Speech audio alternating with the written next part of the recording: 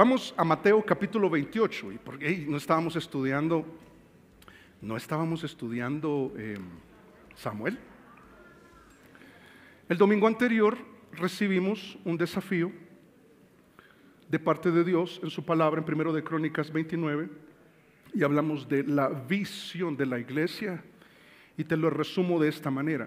Siempre al estar pensando y al estar viendo por fe cómo nos vemos de aquí a 3 años, hicimos algo atrevido, vernos a 5 años, recordando que en el texto David, cuando ya era rey y participó de este proyecto de construir el templo, él hizo una visión para 11 años. Él vio 11 años adelante y por fe veía un templo construido que comenzó al 4.º año del rey Salomón, demoró 7 años en ser construido, pero David dijo: hagamos algo aquí y ahora. Dios me ha dicho que no lo voy a hacer yo, lo va a hacer mi hijo y la siguiente generación. Y aprendimos que el día de hoy como iglesia hay una parte que te corresponde a ti y a mí. Y tiene que ver con nuestra sociedad, tiene que ver con nuestra realidad, tiene que ver con tu vida, realmente. Tiene que ver con tus hijos. Cuando nosotros pensamos la bendición que es esta iglesia para nosotros, damos por sentado de que así va a ser siempre, pero esperamos que esto no cambie, sino que mejore incluso el ministerio y el impacto de esta iglesia. Pero a veces damos por sentado las cosas esperando que nuestros hijos, no sé qué edad puedan tener, si tienen, yo no sé si 5 años, si 10 años, si 30 años, pero debemos pensar en la siguiente generación. Y fue muy emocionante retomar nuestra visión que tiene que ver con vidas transformadas, y la forma en que Dios ha confirmado que lo vamos a hacer es a través de diferentes ministerios, más ministerios que van a seguir formándose. El más reciente, comenté, el ministerio de mujeres, una bendición para las mujeres que han comenzado a estudiar la Biblia, a conocer otras mujeres y a caminar con Jesús. Ahora, en el caso de hoy, y yo no sé, yo creo que se borró, yo tengo acá, no sé si me quedaron atrás, ¿no? Ok, entonces quizás se borraron. Pero entonces, ahí está Alejo, ahí está Mafe, ahí está Tiago.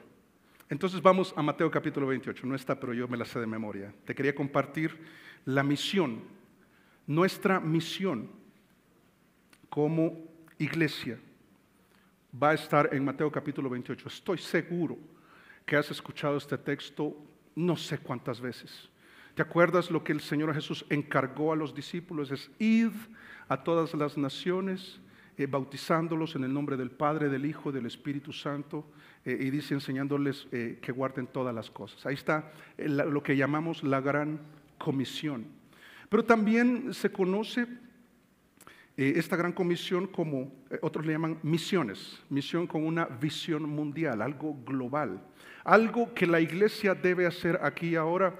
Y cuando yo pienso en el nombre de la gran comisión, temo que no se vuelva para nosotros la gran omisión, sino que realmente entendamos qué es lo que Jesús quiso decir cuando luego de resucitado se apareció a sus discípulos y les encargó la misión, la razón por la cual existimos como iglesia. Fíjate, algunas veces pensamos que la iglesia existe para resolver mis problemas, y créeme que los problemas son resueltos, aprendemos cómo manejarlos. No, la iglesia sirve para yo no sentirme tan solo, y yo estoy seguro que la iglesia ha sido una bendición para tu vida en ese sentido. Pero la iglesia no existe para todas estas cosas. No existe para que encontrarme con un Dios que bendice y entonces yo quiero esa bendición. Pero Dios es tan bueno que nos bendice. Pero nuestra razón de existir va mucho más allá de ese tipo de cosas que son colaterales, que se derivan de la gran misión que Jesús nos encargó a cada uno de nosotros, de manera individual y de manera colectiva. De tal manera que nuestra misión, fíjate, es glorificar a Dios. Aquí aprovecho para enseñarte algo de toda la Biblia.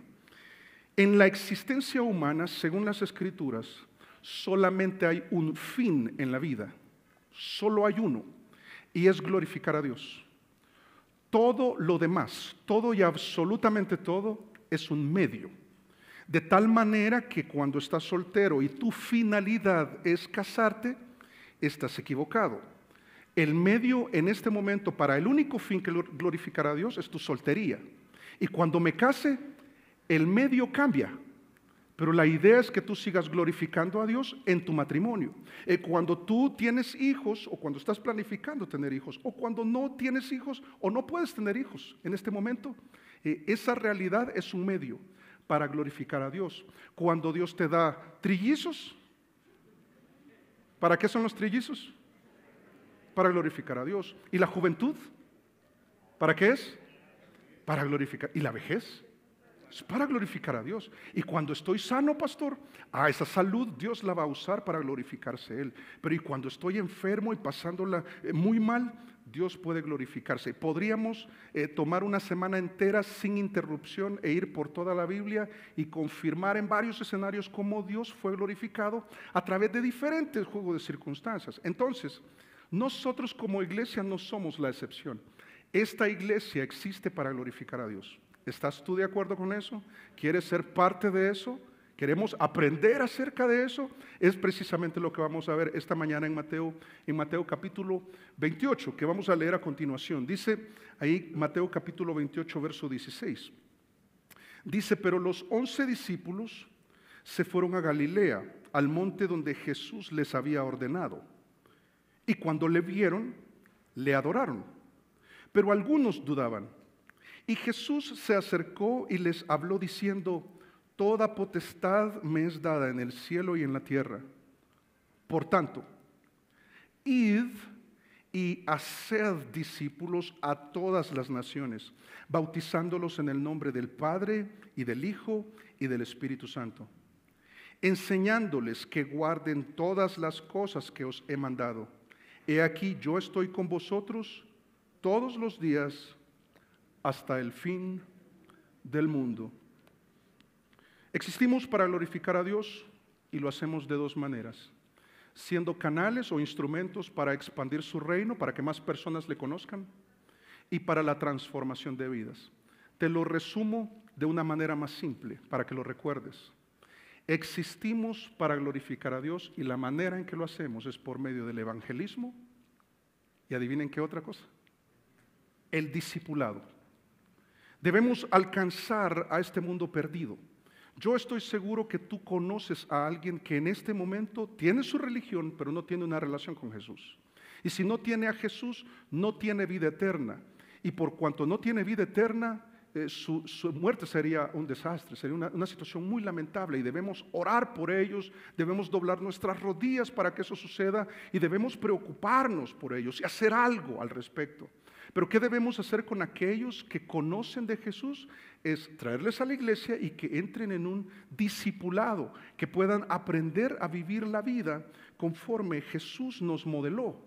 Y en ese sentido, fíjate, vamos a aprender varias cosas en cuanto a nuestra misión. ¿Cuál es nuestra misión? Glorificar a Dios. ¿Cómo lo vamos a hacer? A través del evangelismo y el discipulado. El evangelismo alcanza al perdido, el discipulado ayuda a transformar la vida, y esa vida cambiada glorifica al Señor. ¿Queda claro? Ok. Esta misión demanda de cada uno de nosotros una comprensión clara, en primer lugar, de la autoridad de aquel que la encomendó. Me temo que a veces en el cristianismo perdemos de vista qué tanta autoridad tiene Jesús en sí y sobre tu vida, sobre las cosas que nos ha pedido que guardemos. Cuánto Él es verdaderamente nuestro Rey y cuánto está gobernando verdaderamente tu vida. Si Él no la está gobernando, tenemos los problemas que tenemos. Andamos en la carne, tomamos malas decisiones, somos egoístas, no estamos glorificando a Dios con nuestro matrimonio, no lo estamos haciendo con nuestros hijos, no lo estamos haciendo con nuestras finanzas. Es un descuido terrible por no comprender quién es el que verdaderamente nos da esta comisión, y por eso el verso 16 se ocupa de esto. Dice verso 16, pero los 11 discípulos se fueron a Galilea, al monte donde Jesús les había ordenado. ¿Quiénes son estos 11?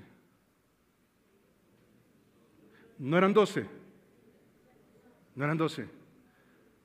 Pero dice, lo primero que dice es los 11, entonces quizás lo que viene a la mente es, quizás los 11, ¿verdad? Que golearon Lamento mucho la situación, ¿verdad? Habrá algunos que puedan ser de Venezuela acá. Y es fútbol, es fútbol, es fútbol. Pero sabes, yo te muestro que estos 11 es porque obviamente uno de ellos se suicidó. ¿Quién era? Era Judas. También es importante que entender que los 12 que también son mencionados en 1 Corintios 15 se refería a un grupo, al grupo de 12, en este caso eran 12 elegidos, estos son 11 elegidos de entre el fútbol colombiano, pero que Jesús invirtió en ellos. Y yo te hablé el domingo anterior, ahora te lo muestro de una manera más gráfica y espero que también pueda ayudarte a comprender por qué estos 11. Y es que, recuerdas que 1 Corintios 15 habla de que Jesús cuando resucitó se reveló, se apareció a un poco más de 500 discípulos. Esto era después de 3 años y medio, tenían unos 500 discípulos. De entre estos 500, según Hechos, capítulo 1, verso 15, que los que fueron al aposento alto, que después de la resurrección seguían en su compromiso, eran 120. Vas a ver que, puedes ver ya que se va reduciendo el número. Cuando vas a Lucas capítulo 10, encuentras que 70 de ellos ya participaban del ministerio. Y sabes que esta tendencia sucede el día de hoy. Del total de lo que somos, solo de todo el total, una cantidad menor están más cerca y de entre estos, una cantidad menor están completamente activos. Se han activado, se han inscrito a Crece, han abierto la Biblia, han apartado los sábados de su agenda, han hecho a un lado las otras cosas que tenían porque pusieron por prioridad a Jesús y han decidido crecer. Están más comprometidos. En cierto momento dicen, yo quiero servir, y entonces yo quiero participar. Yo veo la gran comisión como algo muy importante y yo me sumo a esta causa. De entre estos 70 fueron elegidos los 12, allá en Lucas capítulo 6. De estos más comprometidos, hay algunos que se hacen cargo de los ministerios. Han madurado, han crecido, han entendido, han sacrificado, lo han priorizado de tal manera que se vuelven confiables y uno dice, yo creo que tú deberías ya no solamente servir, deberías hacerte cargo de este ministerio. Y se va cerrando el grupo y va siendo más pequeño. ¿Te acuerdas que en Mateo 17, de los 12, Jesús dice, yo me voy a mostrar a ellos como lo que realmente soy, que Dios. Y se los lleva al monte de la transfiguración, a Jacobo, a Juan y a Pedro, y entonces se transfigura delante de ellos y ellos quedan impactados. Después Pedro comenta en 2 de Pedro capítulo 1, dice, yo vi la gloria de Dios, yo escuché la voz del Padre diciendo, este es mi Hijo. Yo tuve una experiencia impresionante, pero es mejor poner atención a la palabra escrita. Esto es prácticamente lo que dice Pedro. Una experiencia increíble. Y de los 3, ¿te acuerdas que uno era más cercano a Jesús? Esto nos muestra la oportunidad que tenemos cada uno de nosotros de comprometernos más, de crecer más. ¿Y por qué mencionar todo esto y por qué se vuelve tan importante? Porque lo que está mencionando Mateo capítulo 28, verso 16, es que lo que va a continuar tiene que ver con los más comprometidos, a quienes Jesús se va a mostrar, a quienes Jesús se va a revelar, a quienes Jesús va a encargar para que luego ellos se encarguen a cada creyente y vivan la gran comisión. A los más comprometidos. Y esta es una disposición del corazón. Es cuando tú dices, yo creo que esto es verdaderamente lo más importante. Yo me sumo a esta causa. Yo creo que Dios puede hacer algo grande en esta iglesia. ¿Te acuerdas que hablamos el domingo anterior? Que el próximo año muy seguramente nos vamos a 2 cultos, sino antes de la fecha que indiqué. Y que después cuando llenemos estos 2 cultos, vamos a tener que buscar un local 2 veces o 3 veces más grande que este. ¿Te acuerdas de todo eso? Ok. Esto no sucede si no hacemos evangelismo y no hacemos discipulado. Pero tampoco si el compromiso no crece. Si el compromiso decrece o si el compromiso se estanca, esto no sucede. Esto no sucede, porque debe haber obediencia y debe haber comprensión, como te decía, de la autoridad de Jesús y del plan de Jesús. Y el plan era, en el caso de aquellos discípulos, es: yo me voy a revelar a ustedes y nos vamos a encontrar. Cuando yo haya muerto y ustedes pensaron que todo se había acabado, cuando llegaron las tinieblas, ¿te acuerdas? Cuando Jesús murió, las tinieblas llegaron hasta el corazón de ellos y pensaron, todo esto se acabó. Luego Él resucitó, luego se presentó delante de ellos, aun cuando lo vieron, vamos a leer dentro de un momento, aún así dudaban, porque así somos, y son los más comprometidos. Eran los que estaban más cerca, eran los que podían contestar cualquier pregunta acerca de Jesús sin ser teólogos. Ellos son los únicos que podían responder cuál era el color verdadero de los ojos de Jesús. Yo sé que es algo muy superficial, pero ellos podrían contestarlo. ¿Cuál era el tono de la voz de Jesús? ¿Cuál era el estilo de Jesús al enseñar? ¿Con qué autoridad lo hacía? ¿Cuál era su temperamento? ¿Cómo lo vieron en la cruz en el caso de Juan? Pero sabes, en Mateo capítulo 26, verso 32, nos muestra que encontrarse en Galilea no fue improvisado. Dice, pero después que haya resucitado, les dijo Jesús, tiempo atrás, unos pocos días atrás, dice, irá delante de vosotros a Galilea. Pero todavía fue más específico. Allá en el capítulo 28, verso 10, que dice, entonces Jesús le dijo, no temáis, lo dice a las discípulas a las que él se reveló resucitado. Dice, id, dad las nuevas a mis hermanos para que vayan a Galilea y allí me verán. Es importante, sumamente importante, que la idea y la imagen que tienes acerca de Jesús cambie. Si solo le ves como el siervo, que lo era, es el modelo a seguir, hace falta. Si solo lo ves como el hijo del carpintero, te quedaste corto. El Jesús que ellos habían conocido por 3 años y medio es diferente al Jesús resucitado. Y Jesús necesita mostrarse delante de ellos para que comprobaran su deidad, para que entendieran que ya no era aquel solamente hijo del carpintero, que también experimentó quebranto, que experimentó dolor, que sangró, que fue entregado en la cruz, pero que ahora resucitó y ahora necesitan verme como yo realmente soy el día de hoy. Un Jesús todopoderoso, es un siervo pero también rey, aquel que tiene todo el mérito de encargarnos algo de manera que nosotros podamos entender que debemos obedecer. Dice el verso 17, y cuando le vieron, ellos van a Galilea y llega un momento en que fue perceptible a sus ojos y siendo perceptible a los ojos dijeron, es Jesús, es Jesús. Dice, cuando le vieron, ¿qué hicieron? Le adoraron. Pero algunos de los que le adoraron, ¿qué hicieron? Dudaban. Es impresionante cómo este Jesús que necesitamos entender quién es. Nosotros le vemos en las Escrituras, lo leemos, vemos todo lo que Él hizo, vemos la autoridad que Él tiene, el mérito que Él tiene. Pero yo creo que como aquellos discípulos, por comprometido que estés, por lo convencido que estés, por lo entendido que estés, es en Galilea, sí vamos, obedezcámonos porque ahí nos vamos a encontrar con Jesús y entonces se encuentran con Él y lo que van a entender y lo que van a experimentar es a un Jesús diferente.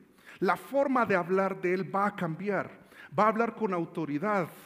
Él ya siempre ha hablado con autoridad. Dice la Biblia que Él tenía autoridad, no como los religiosos de la época. Él enseñaba con autoridad porque vivía lo que predicaba y por la forma tan clara en que lo hacía. Pero tremendo porque como aquellos también nosotros lo entendemos, pero vacilamos. ¿Sabes que la expresión que usa ahí por dudaban es que se encontraban como en 2 caminos? Como cuando tú llegas a una bifurcación y dices, ¿es a la derecha o es a la izquierda? O sea, estaban viendo a Jesús, estaban confirmando que Él era diferente y van a comprobarlo en lo que va a decir, pero ahí dentro de nosotros, ¿sabes? Es como cuando estamos lidiando con una situación y sabemos que Jesús tiene la autoridad, ¿sí o no? Sabemos que Él es fiel, sabemos que Él tiene el poder, sabemos que Él se entregó por nosotros, pero no sé si me puede dar el trabajo que necesito para glorificarle. No sé si me puede sacar de esta situación. Es que ahí tenemos un conflicto en el corazón. Pero ahora imagínatelos, porque aquí lo que está pasando es por vista y no por fe. Siendo muy honesto con el texto, lo están viendo. Dice que le vieron. Y cuando le vieron sus rodillas, no pudieron resistir más que caer delante de Él, reconocer que venció la muerte, que este Jesús es diferente, pero ahí postrados, entendiendo todo esto, no lograban procesarlo. Eso es lo que está mostrando este texto. Como muchos de nosotros, que hay ciertas cosas en la Biblia, hay ciertas cosas en la vida, hay ciertas experiencias que no logramos procesarlo. Es, Señor, ¿qué tan grande eres tú? ¿Qué tan pendiente estás de tu iglesia el día de hoy? Señor, ¿qué sentido tiene esto que estoy experimentando? ¿Qué es lo que estás haciendo con mi vida? ¿Hacia dónde me llevas? ¿Por qué está pasando todo eso? Y no logramos procesarlo. Se vuelve una situación muy complicada a veces. Y entonces viene Jesús, conociendo el conflicto que hay, seguramente, dice en el verso 18, y Jesús se acercó y les habló diciendo, mira cómo habla ahora Jesús. Dice, toda potestad me es dada en el cielo y en la tierra. Toda potestad significa, lo que te pongo ahí en pantalla, significa que tengo toda la capacidad, toda la competencia, toda la jurisdicción. Yo gobierno sobre todo, sobre el cielo y la tierra. Tengo la libertad de acción. Y esto, por favor, no lo vayas a entender mal, pero es la expresión que usa. Tengo la libertad de hacer lo que me dé la gana. Lo bueno es que la gana de Dios siempre es santa. Mi santa gana. Tengo toda la libertad, tengo todo el poder y la libertad para usarlo. También tengo el derecho legítimo y tengo el poder delegado. Nada se escapa de mi autoridad. Nada se escapa de la vista, del escrutinio de mis ojos. Yo estoy en control de absolutamente todo. Pero mira todo el caos que hay. Yo lo he permitido porque tengo un propósito. Yo he permitido en tu vida todas esas experiencias porque tengo un plan para tu vida. Pero yo tengo el control. No pienses en el Jesús del pesebre, no pienses en el Jesús débil, no pienses en un Jesús o un Jesús que está limitado por el espacio y el tiempo. Dice, no, ¿sabes? Lo que está diciendo es, yo soy Dios. Eso es lo que está diciendo. Porque de alguna manera también necesitamos entender nosotros que el rango que el Padre le dio fue por mérito. ¿Y cuál fue el mérito? Nosotros lo encontramos en Filipenses capítulo 2, verso 9, cuando habla de cómo Jesús se humilló siendo obediente hasta la muerte y muerte de cruz. Fue una muerte cruenta, fue difícil. Él sangró, Él sufrió, Él fue humillado, murió en la cruz colgado desnudo, completamente desnudo.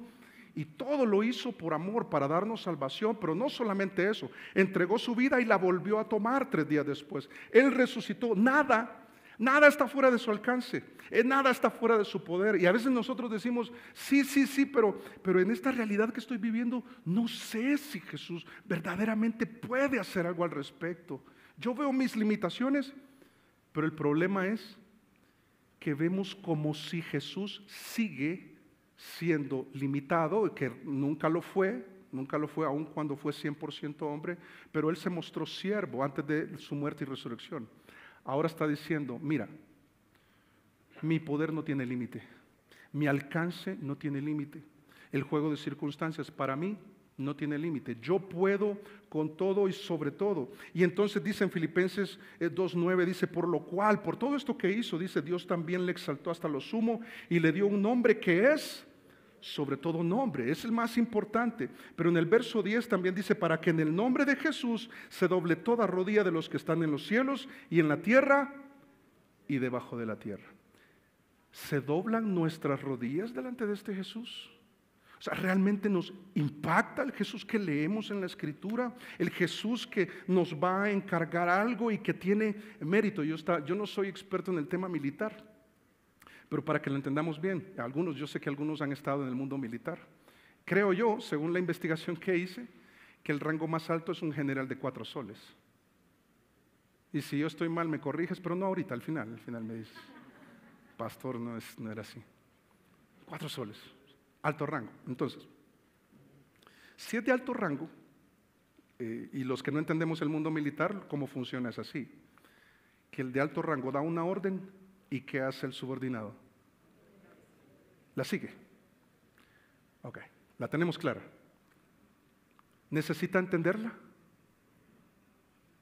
¿Necesita procesarla? ¿Necesita estar de acuerdo? ¿Necesita dar su opinión al respecto para hacerlo de otra manera? cuando el que tiene la máxima autoridad habla, el subordinado obedece. Obedece, obedece. A veces nosotros, por supuesto Jesús es extremadamente superior a nosotros, Dios, y a veces nos queremos poner de tú a tú. Señor, pero ¿y por qué? No entiendo, explícame. Y Dios es tan bueno que lo hace, y lo hace por medio de su palabra, y razona con nosotros, y nos habla amorosamente. Pero en el contexto de la gran comisión, fíjate, de la misión que Dios nos ha dado como iglesia, de la cual nosotros somos parte, Dios dice, yo soy la máxima autoridad, y lo que voy a decir a continuación es no perdiendo de vista que soy la máxima autoridad.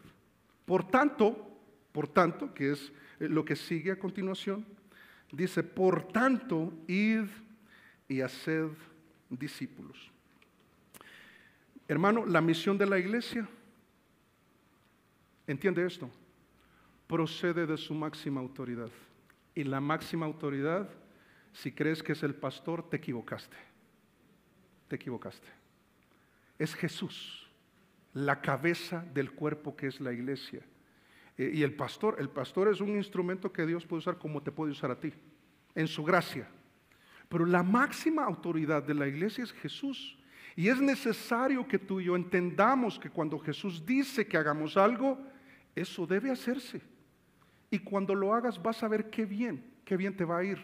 Qué bendición va a ser para tu vida, para tu hogar.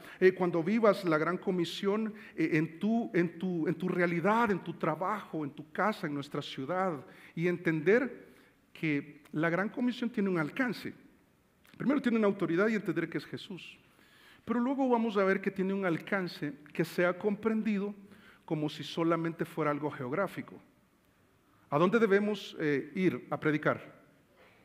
Ahí lo dice claramente, dice a todas las naciones, dice, por tanto, id y haced discípulos a todas las naciones, bautizándolos en el nombre del Padre y del Hijo y del Espíritu Santo. Es a todas las naciones. Y ya vamos a hablar de nuestro proyecto misionero como iglesia, del cual ya somos parte. Nosotros somos el fruto de un esfuerzo misionero de Vida Nueva que nació allá en El Salvador, en la ciudad de San Salvador, y que hace 11 años venimos como misioneros, 2 familias, ¿te acuerdas? Muchos les conocieron, los Guadrón, los Hernández, de la cual soy parte de la familia, y estuvimos aquí 7 años trabajando juntos, ahora 3 años bajo el liderazgo de tu servidor, por la gracia de Dios, y lo que Dios ha hecho es gracias a eso, porque Él es máxima autoridad y porque somos parte de un proyecto misionero. En varios lugares ya te comparto un poco acerca de eso. Pero cuando pensamos en lo geográfico, nos olvidamos de lo local. Este es el gran problema del día de hoy, que uno piensa que solamente lo que va a ir uno a hacer a la India o yo no sé, Tailandia o Europa o África o Estados Unidos, que mira, Estados Unidos está muy necesitado. Y tú piensas, pero hay muchas iglesias. Sí, muchas iglesias que no tienen impacto y están muy necesitados. Y tenemos que pensar hasta dónde ir. Pero entonces debemos entender que hay lo que vamos a llamar círculos concéntricos, te lo voy a ir explicando. Porque realmente en Hechos capítulo 1, verso 8, este verso realmente resume todo el libro de Hechos, todo el libro de Hechos. Vas a ver, dice, pero recibiréis poder, dijo Jesús, en la gran comisión también, dice, cuando haya venido sobre vosotros el Espíritu Santo, y me seréis testigos en Jerusalén, en Judea, en Samaria, y hasta lo último de la tierra. De donde parte la gran comisión es desde la ciudad de la cual somos parte. Y algunos se van a mover a otras ciudades, ya sea porque son comisionados oficialmente por la iglesia, como fue el caso de tu servidor, que hace 11 años nos comisionaron para venir de San Salvador a Bogotá y establecer una iglesia. Pero yo creo que también eso debe suceder a partir de esta iglesia. Yo pienso que Medellín necesita de Jesús, ¿o no? Yo creo que Cali también y Barranquilla. Pero entonces, ¿por qué no enviamos? Porque el compromiso debe crecer y tú te tienes que formar.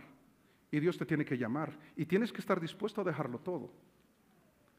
Y yo voy a lanzar la pregunta, ¿estarías tú dispuesto a dejarlo todo? Empieza por tu trabajo, familia, ciudad, comida, no cambia tanto. Bueno, depende. Todo. e irte para... Y entonces uno piensa, no, yo no estoy listo. Ok, listo, no hay problema, no hay problema. Pero, ¿y dónde tú estás? ¿Y tu Jerusalén? Tu Jerusalén. Yo te dije que este texto resumía todo el libro de Hechos. Dice hasta lo último de la tierra. Y te lo muestro rápidamente. No quiero demorar mucho en esto. Pero en los capítulos del 1 al 7, ellos cumplieron y fueron a Jerusalén. Del capítulo 8 al capítulo 12 fueron a Judea y a Samaria. Y tú puedes leer el libro de los Hechos. Y del capítulo 13 al capítulo 28 fueron hasta lo último de la tierra conocida en aquel momento, del mundo conocido de aquel momento. Expandieron el evangelio. Yo te hablé de nuestro proyecto misionero. ¿Cómo se llama? Nuestro proyecto misionero se llama Metroamérica 020. 020 son latitudes que lo que te hace es entender dentro de la América, o sea, Norteamérica, Centroamérica y Suramérica, es que a partir del país más pequeño de América, el más pequeño, que estaba en aquel momento bien conflictuado, ahora está aún mejor en algunos aspectos, de ahí surgieron varias obras que iban desde la Ciudad de México hasta este sector de Colombia, incluía Venezuela también, y por eso yo te pongo un listado de las vidas nuevas que hay en los diferentes lugares. Por supuesto, El Salvador como la iglesia central, si quiere llamarle así, o madre, le llaman otros, pero desde ahí entendimos la gran comisión. Se formaron algunos jóvenes, del cual yo era parte hace...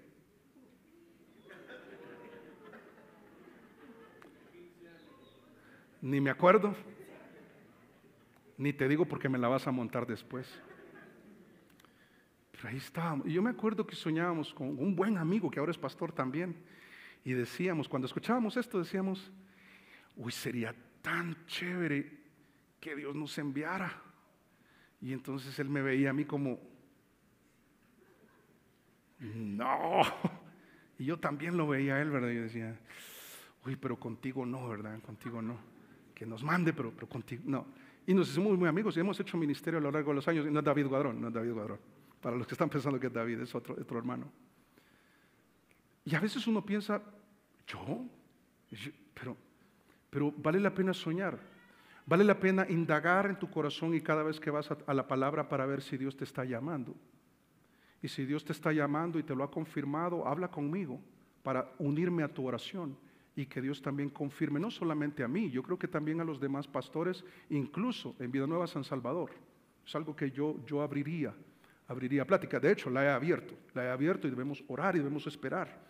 Pero entonces, algo que me compartió Julio Contreras, Steve Kern y los pastores generales en Vida Nueva, David Guadrón, ahora parte de este equipo de pastores generales, y me hablaban de que ya no va a ser Metroamérica 020, sino que va a ser Metroamérica. Se va a ampliar. Cuando ya deja de ser 020 significa que antes no estábamos considerando ni Estados Unidos ni Canadá, no estábamos considerando Chile ni Argentina, ahora sí. De hecho, tu servidor dentro de un par de semanas vamos a estar 5 días con todos los misioneros de las vidas nuevas que te mostré para hablar de este nuevo impulso misionero para extenderlo. Pero luego vemos, porque es mundial, o sea, es todas las naciones y debemos pensar en esto. Ahora, cuando pensamos en este proyecto misionero, yo creo que nosotros como iglesia ya estamos en un punto donde podríamos apoyar lo que Dios está haciendo en Medellín el día de hoy. ¿Sabes que hay un grupo de hermanos que se reúnen en una casa? Son aproximadamente 8 o 10 hermanos que necesitan apoyo. No sé si sabías. Yo quiero ir, yo creo que Dios me va a permitir ir y conocerlos y de pronto bautizarse, hay alguien interesado en bautizarse. No es un plan en este momento, solo estoy en pláticas con los hermanos que estamos en contacto allá. Pero de pronto ya no voy yo, sino que vas tú. Pero ¿yo qué hago? Abrir la Biblia y enseñarles, pero no puedo, aprende. Esta iglesia te proporciona las herramientas para que puedas crecer al respecto y puedas ir, y nosotros te apoyamos con el boleto. Si tú dices, no, yo lo quiero pagar, págalo, listo, no hay problema. Pero si no, debemos pensar que lo que Dios quiere hacer va más allá de lo que está sucediendo aquí adentro. Debemos pensar hacia afuera, y quizás no tenemos resuelto todo, pero es definitivamente con la autoridad de Jesús entender que el alcance es grande. Sin embargo, esto que acabamos de leer en el verso 19 que dice, por tanto, id. Es interesante. Tú sabes que para enseñar la Biblia de una manera responsable es bueno hacerlo diligentemente, detalladamente. Y cuando reviso el griego y las conjugaciones del griego, descubro algo que confirma que verdaderamente está bien traducido, pero pone prioridad a la fuerza de los imperativos que ves en el español. Y no pretendo que ya salgas de aquí entendiendo el griego, especialmente el aoristo griego, que es un tiempo que no existe en el español. Pero hay uno que es un participio subordinado y hay uno que es un aoristo imperativo. ¿Por qué digo esto? Porque el imperativo en el griego es hacer discípulos, no es id. Id está subordinado a ser discípulos. Ahora te lo pongo de esta manera. Lo que Jesús te dice a ti y me dice a mí, nos dice como iglesia es, ojo, ojo, ojo, ojo, hagan discípulos. No hagan fanáticos, no hagan interesados en visitarles, no hagan visitantes a la iglesia. Y que ven, sí, bonito lo de la Biblia. Sí, Jesús, wow, fantástico. Qué linda la iglesia, qué bien se la pasa a uno ahí. Y le regalan gorras a uno por dibujarse de manera abstracta, ¿verdad? Qué bonita la iglesia. No, Jesús dice, hay que ser discípulos. De lo que se trata es de ser discípulos. Y ese es un proceso fuerte. Tienes que revisar si tú eres discípulo. Si cuando vienes acá es porque quieres vivir como discípulo, es decir, como un imitador del corazón, del carácter y la conducta de Jesús. Si hay crecimiento en ti, y para eso entonces, si quiero ser discípulo, tengo que entender lo que el maestro me enseña y tengo que vivir lo que el maestro me enseña. Y entonces esto que he experimentado, yo quiero que también mis hijos lo vivan. ¿Y por qué digo los hijos y no la China y el África? Y yo creo que está bien pensar en esos países, pensar en Chile que necesitan, Argentina, en Canadá, donde necesitamos plantar una vida nueva, o yo no sé, o Medellín, algo más cerca. Y si nosotros vamos a ser parte de eso, yo creo que debemos ser parte de esto, debemos atrevernos. Es que la autoridad de Jesús nos hace también entender el alcance, pero fíjate que lo tremendo es que el id en el griego, la manera de entenderlo es esta, mira, es que donde tú estás y por donde vas, haz discípulos. Yo te lo pongo de dos maneras, en la medida que vayan y conforme vayan. Y todos nos movemos, todos. Conforme vayas a tu trabajo, haz discípulos. Conforme tengas reuniones y donde estés, habla de Jesús. Y haz discípulos, que no te baste que solo quede ahí con una profesión de fe y bueno, listo, y después que mire cómo hace. No, hay que hacer discípulos. Conviértete en un discípulo hacedor de discípulos. Tienes que invertir en tu vida para poder llegar a un punto de poder invertir en los demás. Esta es la mentalidad, este es el encargo. Ay, pero ¿y por qué yo? Porque yo digo, diría Jesús. Toda potestad me es dada. Pero yo no tengo los recursos, yo no tengo plata. Tranquilo que yo voy a usarte poderosamente. Pero yo no tengo tiempo, hazlo. Pero es que no tengo las habilidades, aprende. Pero es que soy pobre y vivo lejos.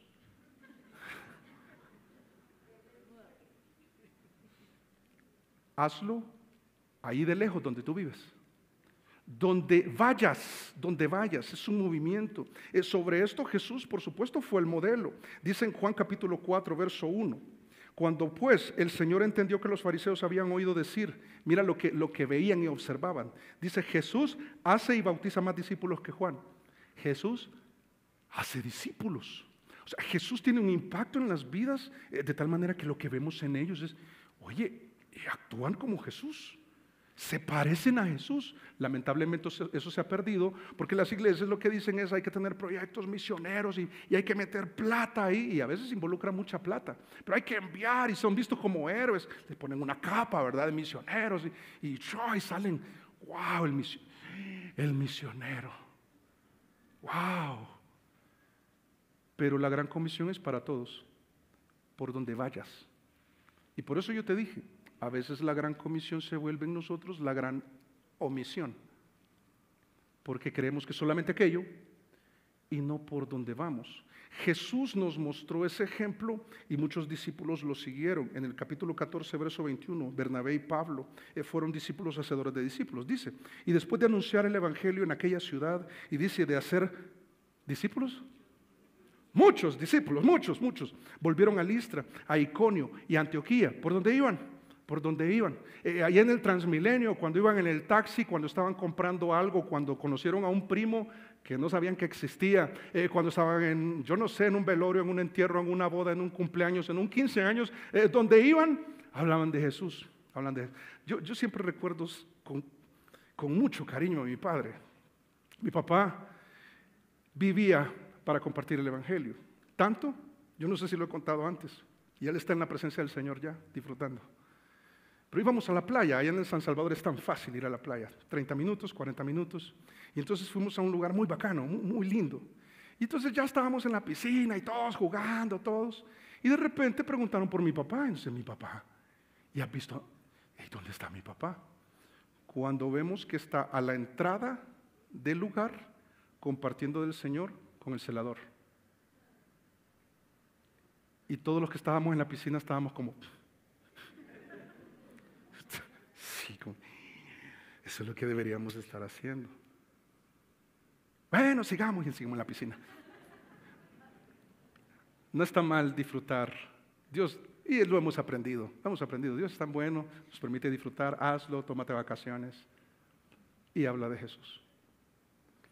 Y luego, preocúpate porque se vuelva un discípulo, porque aprenda aquellas cosas que he mandado. Pero mira, después dice, ahí en Hechos 11 del 19 al 21, dice, ahora bien, los que habían sido esparcidos a causa de la persecución, dice que hubo por motivo de Esteban, que lo acababan de matar, dice, pasaron hasta Fenicia, Chipre, Antioquía, no hablando a nadie la palabra, sino solo a los judíos. O sea, todavía tenían que aprender que era a todas las naciones. Ellos pensaban, no, solo los judíos. Y fueron esparcidos, y por todos estos lugares que andaban al inicio decían, no, solo los judíos. Pero después dice, pero había entre ellos unos varones de Chipre y de Cirene, los cuales cuando entraron en Antioquía, hablaron también a los griegos, o sea, los no judíos, y anunciaron el evangelio del Señor Jesús. Y uno dice, qué impresionante. Y entonces el resultado, mira, la mano del Señor estaba con ellos y gran número creyó y se convirtió al Señor. Yo conozco a muchos de ustedes que tienen una carga muy genuina por sus amigos, sus familiares, sus vecinos, y los han invitado a su casa, a un grupo pequeño, los han invitado a la iglesia. Pero lo que Jesús está indicando va más allá de invitar a la iglesia. Es que te atrevas a compartir tu fe abiertamente. Soy creyente. Ay, ¿usted está en esas iglesias raras? No, no estoy en una iglesia rara. Ay, pero la pedidera de plata. No, esa iglesia no es así. No, pero yo he visto otras iglesias. Bueno, otras iglesias quizás sí. No somos perfectos, pero creo que tenemos un testimonio lo suficientemente bueno para impactar esta ciudad, ¿o no? Yo creo que sí, estoy seguro que sí. Y por donde vayamos, Jesús dice, porque algunos le ponen más fuerza al id, y por supuesto tenemos que ir, por eso salimos y vamos a formar un ministerio de evangelismo. Ya tengo algunos nombres, tengo un listado y espero que en un par de semanas ya me esté reuniendo con este equipo para que vayamos. Si te quieres agregar, bien, vamos a comenzar con un grupo pequeño, luego lo vamos a ir expandiendo para ir enseñando. Ya te voy a contar lo que vamos a tener el próximo domingo. Pero entonces, ¿qué hacemos con ellos? Si se convierten, ¿qué hago con mi compañero de trabajo que me dijo que sí, me sorprendió? Entonces dice ahí, dice verso 19, por tanto id y haced discípulos a todas las naciones. Y dice, ¿cómo? Bautizándolos en el nombre del Padre y del Hijo y del Espíritu Santo, y también dice enseñándoles que guarden todas las cosas que os he mandado. No me voy a entretener en esto, porque algunos entran en la discusión en el nombre de Jesucristo, en el nombre del Padre, del Hijo y del Espíritu Santo, y se quedan ahí. Lo que está diciendo es que hagan pública su fe, que se atrevan a obedecer en lo sencillo, para que obedeciendo en lo sencillo, luego les enseñen todo lo demás que toca. Es un primer paso de obediencia. Pero yo tengo algunas dudas al respecto. Bueno, abramos la Biblia, pero antes de eso, recuerda que el que lo está pidiendo dice, toda potestad me es dada. Y está dando una orden. ¿Y nosotros qué hacemos como iglesia? Hermano, es la orden que hemos recibido, te la estoy transmitiendo. Él me la hizo a mí, a mis 19 años. ¿Y qué tocaba hacer? Obedecer. Y obedecer con alegría, porque verdaderamente Jesús es la autoridad. No necesito, ya luego entiendo, y realmente así fue conmigo. Yo después entendí muchas cosas, pero en ese momento yo lo que dije es, si Jesús lo dice, toca hacerlo. ¿Y qué más? Y no es el saludo, ¿verdad? ¿Y qué más? Entonces, ¿qué más, Señor? ¿Qué más? Bueno, que guarden todas las cosas. Miren, enséñenles a caminar como Jesús. El discipulado que tenemos en nuestra iglesia, créeme, estamos en un esfuerzo porque la tendencia es al conocimiento. Y algunos son ávidos de conocimiento y no es malo. Lo malo es que no haya aplicación ni una imitación del corazón, carácter y conducta de Jesús.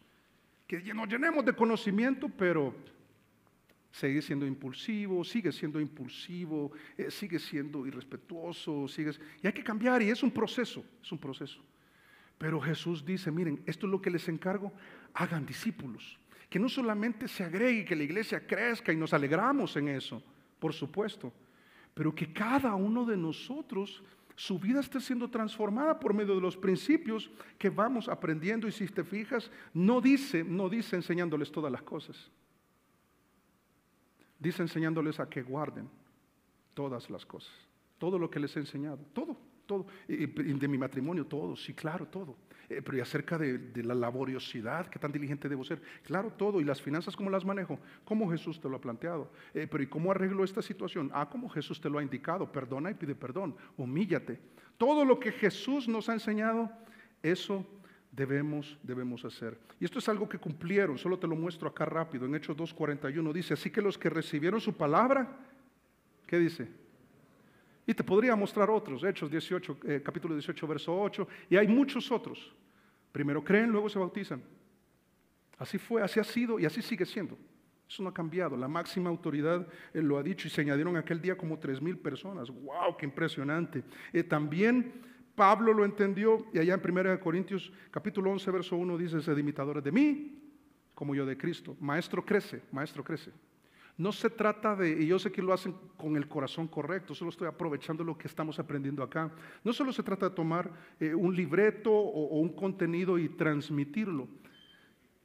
Tus discípulos están viendo tu vida. Y entre más imitas a Jesús, más autoridad tienes para invitarles, animarles, para desafiarles a que ellos copien esto. El compromiso que ven en ti, qué tan puntual eres, qué tan sacrificial eres, qué tan en serio te tomas la gran comisión, cómo te ves dentro de la iglesia. Ellos te están observando. Y todo en la Biblia y en la vida se multiplica en género y especie. Si no hay compromiso en el que enseña, ¿cómo van a ser los que aprenden? Por eso, hermanos, el compromiso debe crecer. Es bueno, el de esta iglesia es muy bueno. Y tuvimos un domingo anterior, era una fiesta y mucha gente involucrada. Yo creo que así va a seguir siendo. Yo creo que todos acá queremos. Pero debemos entender que el discipulado va más allá de información, es enseñarles que guarden. Y la gran comisión termina ofreciendo algo más. No solo nos muestra que debemos comprender la autoridad del que le encarga, el alcance de lo que implica, sino el apoyo garantizado. Y yo pienso que es un apoyo garantizado y es prometido, pero yo creo que se acerca más a lo que está diciendo Jesús, el que sea garantizado. Dice acá el verso 20, dice, enseñándoles que guarden todas las cosas que os he mandado, he aquí yo estoy con vosotros todos los días hasta el fin del mundo, hasta que ya no sea necesario predicar. Dice que así sea, amén, que así sea. En muchas oportunidades nosotros no actuamos porque nos da temor. No pido que levantes tu mano. No puedo, pero yo qué digo. Pero ¿y si me preguntan? Y estamos más preocupados porque si nos preguntan acerca de la microevolución o la macroevolución y los 3 universos paralelos y el espacio-tiempo. Pablo diría, ni contestes.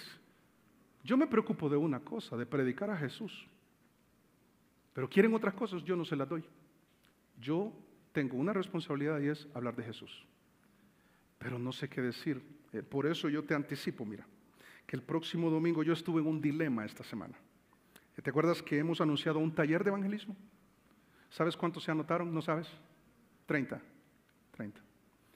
Cuando yo veo el peso de lo que Jesús nos está diciendo, si somos iglesia de Él, yo pienso, no, esto no es para 30, esto es para todos. No estoy obligando a que recibas un taller, pero sí te adelanto que el próximo domingo vamos a tener una sección de preguntas y respuestas, una exposición breve y un culto especial para que podamos entender qué decir y cada caso en el que tú me dices, yo tengo un padrastro, que yo tengo un amigo, que yo y esto y lo otro, y preguntes todo lo que quieras y abramos la Biblia y entendamos. ¿Te parece eso adecuado para nosotros? ¿Te emociona?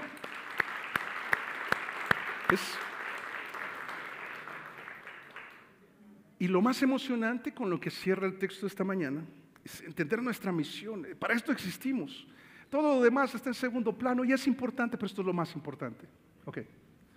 Lo que está diciendo Jesús es, cuenten con mi mentoría siempre. Esto, las mentes judías lo entendieron muy bien, muy bien. Ellos necesitaban de un mentor. Ellos están viendo que Jesús físicamente va a ascender, pero ellos necesitan su compañía, necesitan su apoyo, como cuando a veces uno dice, no, yo no quiero ir solo, ven tú conmigo. Y te sientes apoyado.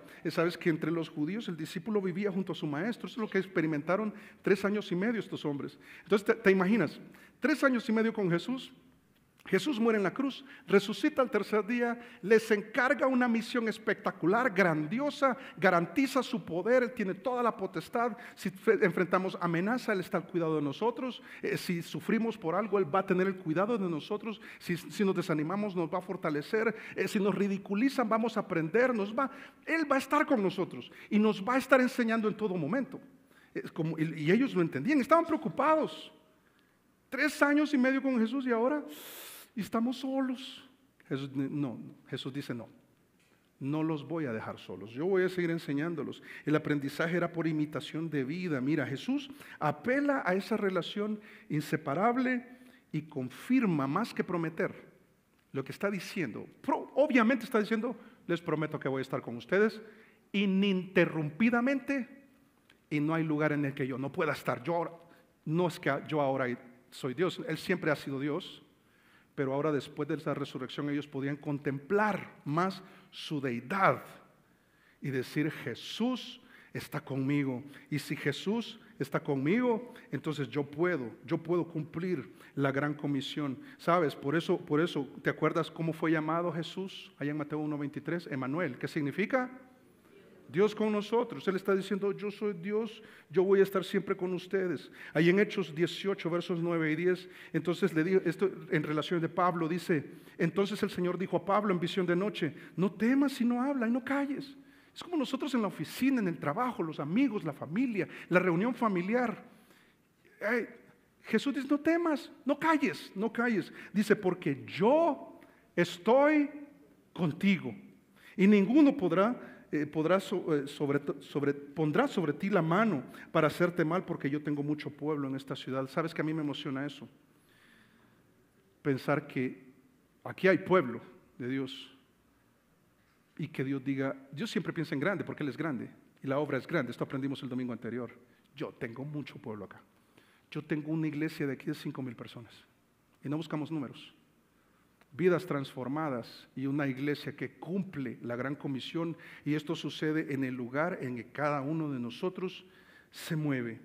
Por eso, mira, tenemos todo lo que necesitamos para cumplir la comisión o la misión encomendada. ¿Tienes todo lo necesario, hermano? Tienes una iglesia que te forma, tienes el Espíritu Santo, tienes la palabra de Dios, y vamos a aprender como iglesia a compartir del Señor donde sea que estemos. Esto va a ser el próximo domingo.